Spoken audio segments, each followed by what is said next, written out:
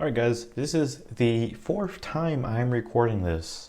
The first two times my microphone was not working, and this last time I set this program to only record the window, so when I switch tabs it didn't record anything. So here we are again. D335 Introduction to Programming in Python. This is going to be a brief video on how to pass your objective assessment. As you can see here, you may already know, Zybooks is going to be the best study material for this actually.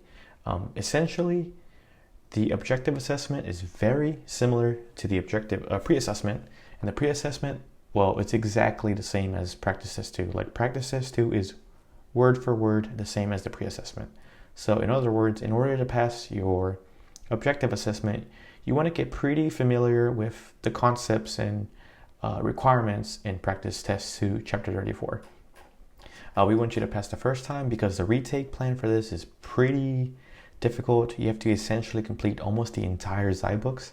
As you can see here, I failed my exam, and so I want to help you pass your first time to avoid the headache that is the retake plans.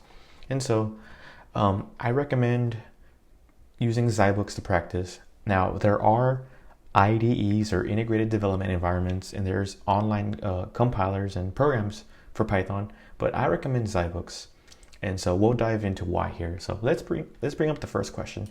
And kind of like my goals for this series are to go through every question and explain them, break them down, explain the concepts, and we'll do this. I'll create a playlist with every single question covered. And so chapter 34, question 1, lab 1 is asking us to create a Python solution that will accept 3 integer inputs representing the number of times that an employee travels to a job site. It wants us to output the total distance traveled to 2 decimal places. This is important, we'll see why. Given the following miles per employee commuting to the job site, and we should output the total distance traveled to 2 decimal places, again, per employee to the job site. Gives us some values here. Employee A is 15.62, employee B is 41.85 miles, employee C is 32.67, and our output should be in this format. This is very important. Make sure you always read this.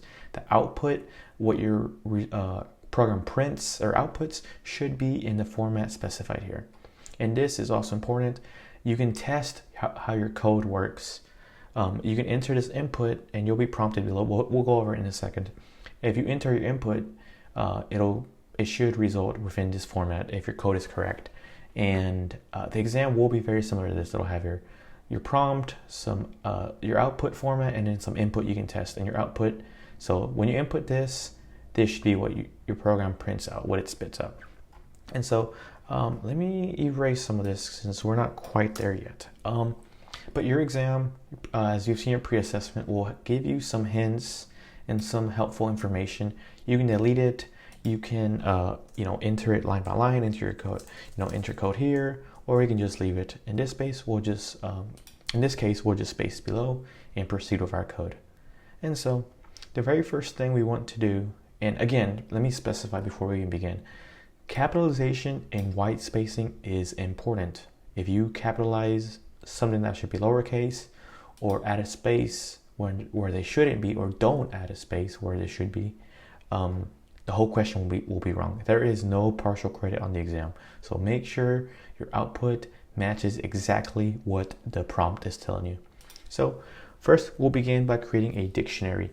This dictionary is going to save the values that we're going to enter. It's wanting us to input 3 integers representing the number of times an employee travels to the job site. So you can either enter your code under line 4, but we'll just enter it separately. So we're going to create a dictionary. We can call it whatever we want. I suggest following the prompt. The prompt doesn't tell us what it is, what it should be named, but we'll name it something simple, something that makes sense. So we'll call our dictionary travels.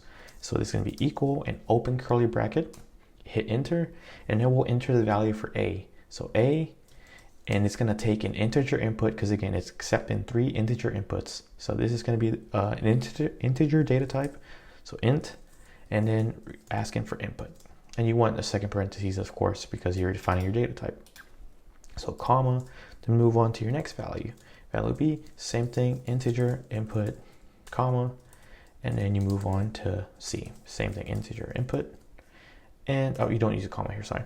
Then you close off your curly bracket here. So that's done. we created, we will accept 3 integer inputs and saving those values to a dictionary called travels. Next thing, we want to create a dictionary that's going to save the miles per employee. We can call this whatever we want. You can name it miles per employee, miles underscore per underscore employee. We'll just call it MPE to keep it short. So again, this is going to be a dictionary, and this is going to save the value for A. And this time we're given the values. So for our MPE dictionary, we are given the values up here, 15.62. So 15.62. Then move on to the value for B.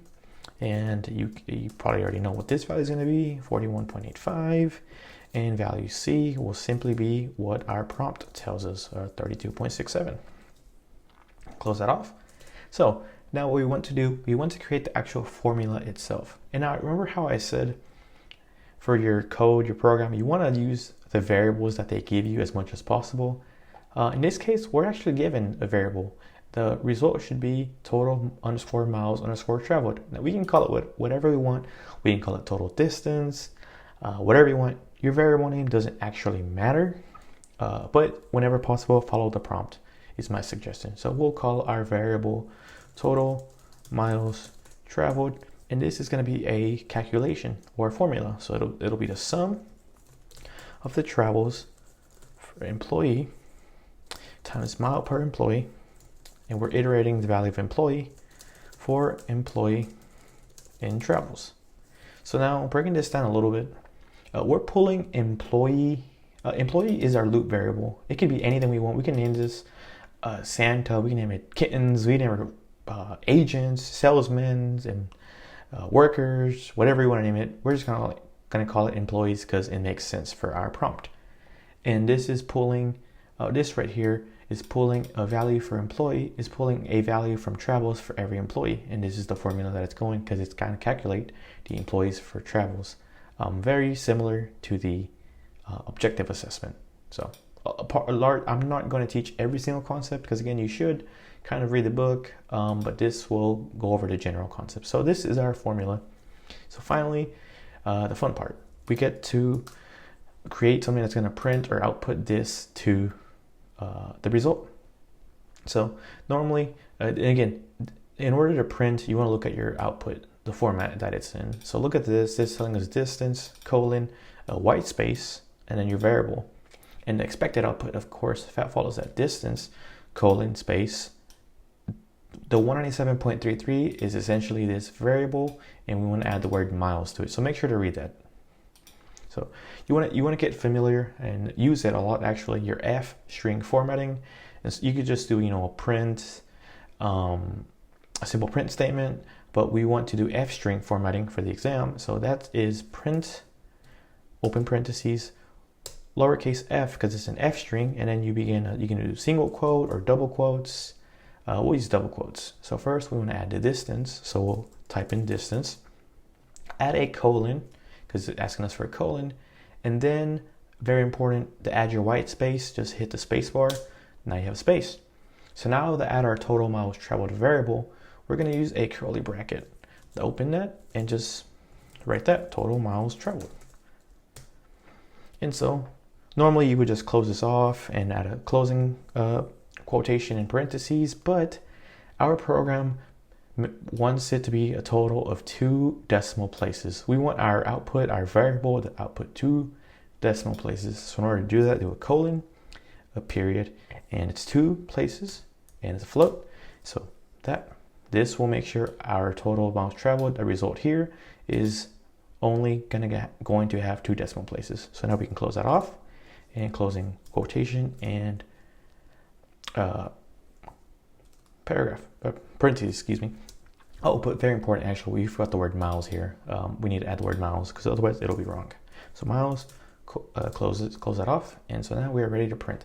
And for the exam, again, you can enter your input. You'll have a place to enter your input and test your code as much as you want, and output should match this. So if we take these values, enter them here. You can just enter them, manually or copy paste them, whatever you want, and then run the program.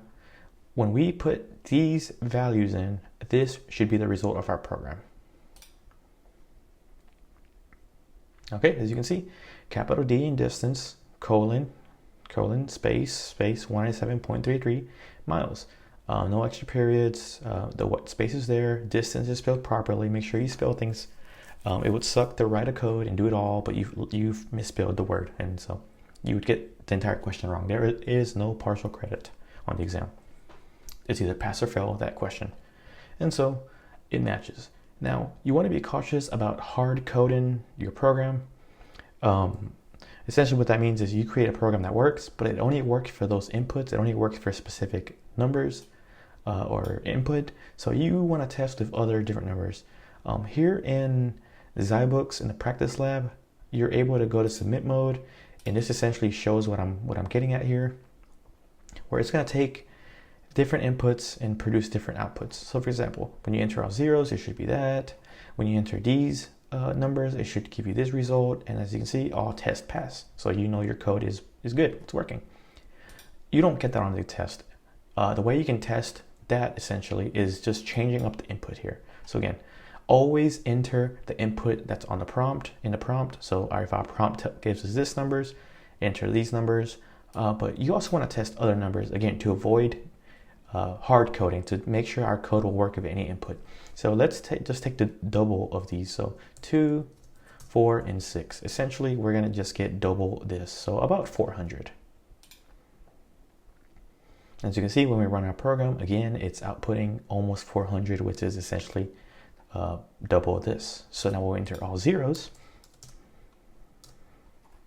Our output should be 0. If we enter, I don't know, we'll enter 5, 2, and 1. It'll be 194.47 miles. So it just changes based on your what numbers you enter. So again, we'll just go back to 1, 2, 3.